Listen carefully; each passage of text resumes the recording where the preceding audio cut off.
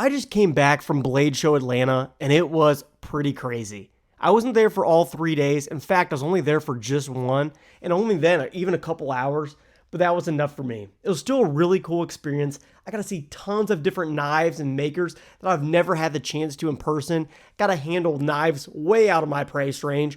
Several $1,000 knives there, and even one that was $9,000, which is just crazy to me since I'm in the budget realm. $100, I get a little weary spending more than that. So actually, surprisingly enough, I brought back nothing. I didn't buy a single purchase at Blade Show. My wallet's very thankful, but I'm a little bummed. I wanted to do some more reviews for you guys, but unfortunately, nothing really jumped out at me too much there. There was a couple things that caught my eye, but unfortunately, just didn't buy anything. That said, it was really cool seeing a lot of these different brands, some I'd never even heard of, and seeing the faces behind some of these companies. I have my list here, kind of my cheat sheet, so I'm going to run down some of my brands that I saw and wanted to make a note of. So if you're a fan of my channel, you know I love Kaiser. I have tons of different Kaiser knives, tons of Kaiser reviews on this channel. Really big fan of Kaiser, really great action, love their knives, especially at their price points. Very good knives for the money.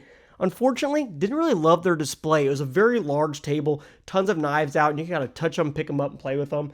And unfortunately, just nothing really caught my attention there. I have all the Kaisers I want. There's nothing really that's come out recently that's really made me want to get it, so didn't really love there. Was kind of bummed there. Didn't get to talk to anybody there. It was such a busy booth. Didn't get to talk to anybody, so it was a little bit of a bummer. Next up, Vosteed. Vosteed's once again a newer brand, but they kind of popped up a couple of years ago. Really took the scene by storm. I mean, they've come out with some really banger knives. Kind of a smaller booth. Didn't really like anything there. They was a cool thing though. They had a couple prototypes, so you could see some knives that were coming out. But unfortunately, none of those prototypes really caught my interest. I didn't even film those, so kind of bummed there. Next up, Civivi. You know, Civivi's such a big company, so popular. And they had a pretty big selection with Sencut. And I didn't love really anything too much, but there was actually one knife that I actually pretty came close to buying. It's a new model coming out. It's called the Iron Tide, and it's a collaboration with Pete's Pirate Life. It was kind of a cool button lock folder. I think it had a flipper tab on the back, button lock, thumb studs, 14C 28N, and it was all aluminum, and it was definitely heavy. That's one thing I didn't like about the knife and why I didn't purchase it, was it just felt really heavy in hand, and the pocket clip looked a little bit like an afterthought. It was kind of a minimalistic, bland pocket clip, so I didn't love that. It was $85. I'll probably pick one up down the road when it goes on sale, but that was the main knife there that kind of caught my attention. Moving on, in the smaller room from the big banquet hall, Olight actually had a small table, and those for their smaller brand O Knife, which Olight, the flashlight company, is making knives now under a new brand called O Knife. I haven't had any of those, but apparently they use Kaiser as their OEM, so I've had a lot of great reviews on those. That's what I've heard.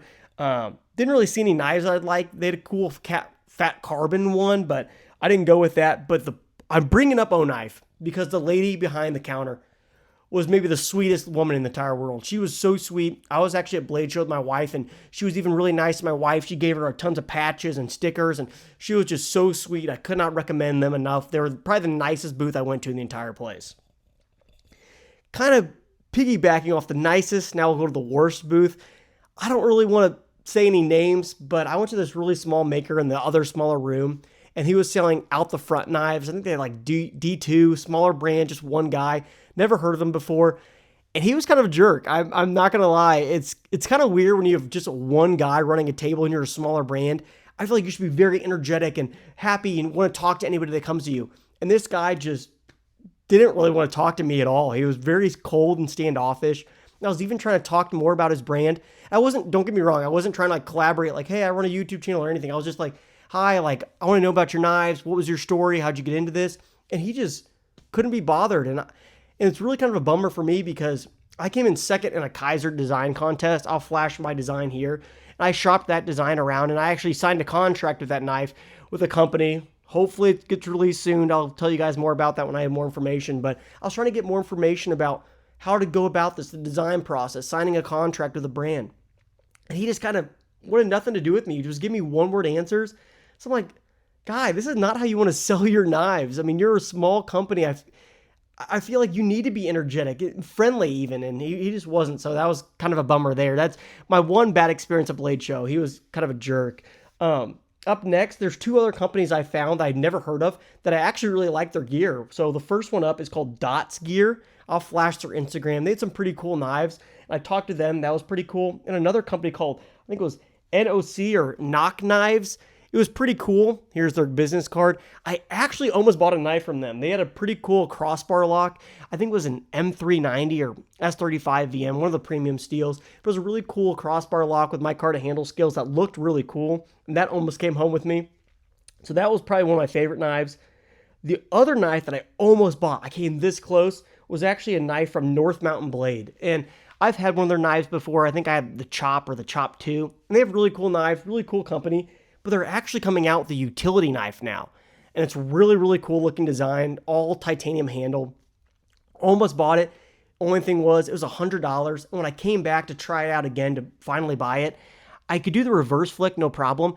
But it's a button lock, and it was just really small in my hands. Like, I couldn't really get it to work right. Just felt too cramped. So I'll probably pick one of those up later because they look super, super cool. But it was $100, just was a little steep. So I kind of passed. Up next, I saw NAFs. You know, everybody loves NAFs, all their lander knives. I got to see Ben Peterson. I didn't take a picture or bother him, but it was kind of cool seeing Ben because I watch NAFs at night. You know, I watch their YouTube channel, so it's kind of cool seeing a big maker like that there. Another cool maker, Worksharp. Everybody loves Worksharp, sharpen their knives with their stuff, and they even come out with some new knives recently. I was actually interviewed by Worksharp to be on their YouTube channel or their Instagram page. They asked if I could sharpen knives, and I was honest. I said I can, but not very well. And then I guess I took my picture and asked the guy next, what do you think? Does this guy think he can sharpen his knives? And I think the guy said yes. So bless that guy's heart. I appreciate it. But no, I'm a horrible sharpener. The only other company I really want to mention was a small company called Judith Knife Company. And here's their business card right here. Pretty cool little company. It was a husband and wife kind of duo. Guess they started the company a couple of years back. All handmade fixed blades. Wasn't really my type of style. It was a little bit more country and rustic looking for me. But it was a super, super nice guy, super sharp, was showing me how sharp he can get his Magna cut, just cutting a strand of hair, like shaving a hair down. It was really interesting. Really, really nice guy. Really recommend them. Once again, the designs weren't really my cup of tea, but still super friendly. And I feel like that's kind of how Blade Show should be. These people should be really friendly. You should talk to him, tell your story, and he did phenomenal. He was perfect salesman on that. That other guy really should have taken notes. So it was kind of a mixed bag with Blade Show. You had some people extremely friendly, wanted to talk to you, and then had a couple people kind of like that first guy, a little standoffish, and just didn't really make sense because you're there to promote not only your knives, but yourself. You're the brand at that point, so interesting there. But that's kind of all the brands I saw. There were so many brands. I mean, the list goes on and on. After a while, it all kind of gets jumbled together. And especially in the big convention center, there was tons of rows and rows of tables of all smaller makers. People are making, you know, handmade fixed blades. And after a while, those all kind of just ran together. I kept seeing just small fixed blades, you know, deer horn antlers. After a while, I'm like, after you see one, you see all of them. And so I kind of skipped on that, kind of went to the bigger makers. And it was really cool seeing all these knives, but once again, my budget does not allow me to bring home these $400, $500 knives, so a little bit of a bummer there. I couldn't bring anything back, but actually just had a carry-on, so it worked out for me. I didn't have to ship any knives home. But now I kind of want to pivot from the makers over to the creators, because this is a really cool thing for me. I'm such a small YouTube channel, guys. Like, my channel is absolutely nothing in the grand scheme of things, so it's kind of cool seeing these bigger channels out there. So for one of the biggest channels I saw was actually Melissa Backwoods. And what's funny enough is she was filming some content for her Instagram channel, and I'm actually in the background of that video. I'll put a picture of me and my wife walking in the background of her video, so that was kind of funny. Another creator I happened to see was Tri-State EDC. He's a little bit of a goofball, not 100% for me, but it was kind of funny watching him go over some knives filming, and I didn't really want to be kind of like that. I don't want to be obnoxious and film knives, so unfortunately I don't have a lot of content for you guys, like B-roll to show you, but I thought this video would be nice just to get my thoughts out there. Some other content creators I saw, people behind Blade HQ and Smoky Mountain Knife Works. It was kind of cool seeing them film and interview people. I also saw John, the knife guy. He was a smaller channel, but he was actually standing in front of me in line. And what's crazy enough is one of the workers of the convention handing out the wristbands to get in, he actually recognized the guy and was talking to him. So that was kind of interesting, seeing a creator actually get recognized. And then finally, my favorite creator, Knox Knife Mods, guys. Knox, He was the nicest guy in the world. I'll flash a picture. I got to meet him. They've been one of my favorite channels for a couple of years now. I love their videos. I love when they review knives. I love when they mod knives. They just seem like two really cool guys, and it was awesome. Unfortunately, Wolfman Walsh wasn't there. He had a family thing to go to, but I was able to see Enzo, and he was the nicest guy in the world. I mean, he was so real and genuine. I cannot believe how nice he was. He even let me play with some of the knives that he purchased at the show. Just was the nicest guy in the world. I just keep going on and on about it. Like, even after my interaction was over and I was walking to the car with my wife, I just kept saying, oh my God, that guy was like so nice. He was just the sweetest guy in the world. So if you've never heard of them or haven't subscribed to their channel, I'll link their channel in the description below. Definitely give them a follow. Tell them I sent you. I'd appreciate it. But other than that, that's kind of basically it. It was a really cool time. I don't think I could go like for 3 days. Like some people say, oh, I was there all 3 days, Friday, Saturday, Sunday, and I still didn't see everything. I don't know about that. I kind of went through it fast forward. I kind of sped through it. I kind of hit the brands I wanted to see and kind of skipped some others, but it was still a really cool time. You got to actually touch and handle some knives and also connect with some makers that were there. Like I forgot to mention, one of my favorite makers is called Luft Concepts. They make this fixed blade. This is called the LTL.